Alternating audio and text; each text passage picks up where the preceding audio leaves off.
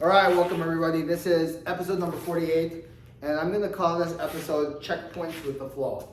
Now, it's accurate and not so accurate in some ways. In other words, everyone would like, I guess I assume when you're on the plane, right? The pilot, the crew, they have checklists. Go over whatever, 50 things, or okay, did you check this? Maintenance, do this, blah, blah, blah. You have all these checkpoints to basically come to the point where you're like, we're good to go, we should be able to fly, okay? And in theory, it sounds good if I could create like, okay, what could be causing the problem as far as the end result that we want? So the end result, simply stated, is when I do a punch or when I do a technique, boom, right? The end result is I want that synchronicity to occur between my body, arms, and legs, right? But at the end result is boom, and I do that, I want to be able to release the power. Can I release the power? So the checkpoints of flow is saying, okay, let me check this. Did I do this correctly with the legs? Did I do this correctly with the body? Did I do this correctly with the arms? And if I was to break it down, it would be like, okay, it would just be too mind-bogglingly confusing to have like 70, 80 things to checklist over and over again, right? So what I'm giving you is, as far as this check flow, right? As far as checkpoints to say, okay, what may be causing it, is a general guideline, not necessarily like everything that could be there, because otherwise it'd be like, okay, here's 7 things to keep track of, or 9 things to keep track of, as opposed to something like, let's have 100 things that could possibly go wrong, but you're gonna have to go through each one. It's just too complex to do it in that manner. So to keep this simplistic, out of all of it, like let's say for the knees, right? Let's look at the 3 structures. You have the legs, body, and arms, right? Checkpoint number 1 is basically the knees, right? The knees basically create a stabilization from the ground up. So what? So from this point on, from the circular motion, imagine this, and this is your center of gravity. Its job is basically making sure, the checkpoint is the right tension to make sure I'm maintaining my center of gravity exactly in the middle. Maintaining, not holding, okay? So that you can say that's checkpoint number 1, okay? Checkpoint number 1. Checkpoint number 2 is a stretch, right? Vertical stretch, right? So if you're like, by saying vertical, you're standing straight, not leaning forward, not leaning back, and you got the right tension. That's checkpoint number 2, okay? That's checkpoint number 2. If you're not doing 1, right, the legs, or not doing 2, right? Those are the 2 things that, like, oh, I can. That seems like I'm doing that. Okay. Looks like I'm keeping my vertical in place. Check mark. Okay. Now the arms.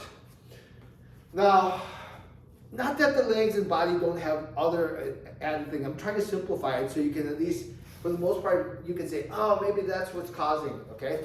The arms have, let's say, 4 checkpoints. I know it's a lot because the arms are responsible for the motion of your technique. So there's a greater chance, right, that if you do something particularly wrong with the joints that are involved in creating that motion of the arms, that even if 1 and 2 are correct, this can throw it off for you not to release it. Okay.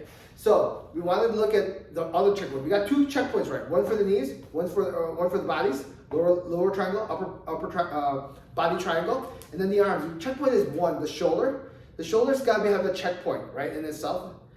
Basically, it's rotating, stretching, and if done properly, it's connected to the body and legs, right? Body then to the legs, okay? So that you can say that's checkpoint. If it's rising, you're screwed, okay? It's wrong.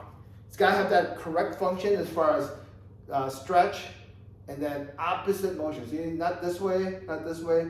Opposite motion to do that. The elbow has to lead the motion. This creates a stabilization, like you driving. It's got to be steady for you to control that palm or whatever technique and make it smooth for you to do it, okay? The wrist has to do with the straightening or alignment of the technique that you're applying, right? Otherwise, for example, Futsal is not going to have its right posture. It's going to aim down instead of boom, straight, right?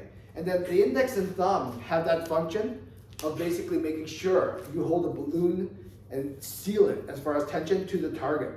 Okay, so you can say with the arm you have 4 checkpoints. 1, 2, 3, 4. So altogether, that 4 plus these 2 make 6 checkpoints. And the end result is, if you can say, okay, legs seem like it's doing what it's supposed to do. Trying to maintain my center of gravity in place. Body straight. Feel like I have the tension and still maintaining. Elbow or shoulder feels like it's doing its job, rotating and still connected to the body. Elbow stabilizing the motion. The wrist straighten to align the end technique, and the index and thumb all guided to the end, to the target. Checkpoint, checkpoint, checkpoint, checkpoint. 6 in total, right? If you can say, oh, I think I did all 6, or man, maybe something's off. What did something not do what it's supposed to do? That's why I can't feel like the release of the technique. Then hopefully these guidelines, while not perfectly everything that needs to be covered, but gives you a general idea of like, oh, maybe, yeah, my shoulder did rise. No wonder I can't release that technique because it's not connected to my body. Or I lost the tension in my body. I did everything else right, but number 2 was the body's tension. I didn't have that in place. Okay, everything's perfect. Body, legs, 1, 2, 3, index and thumb doesn't have the right tension. Now I can't fully release. It's frustrating because you get everything done to the very end, and then you ordered a package and the package doesn't get delivered. Everything else has been done. Okay, so you can see the different kind of components that can occur and that could cause problems and so forth, and be like, oh, maybe I didn't do that, this and this. It's just a guide. It's not specific. It's just a general guide. But hopefully it'll be like, oh, maybe I did this or this wrong, or maybe or whatever. So it's just a guide to help you keep track of possibilities that's preventing you from actually releasing and doing the proper techniques. All right.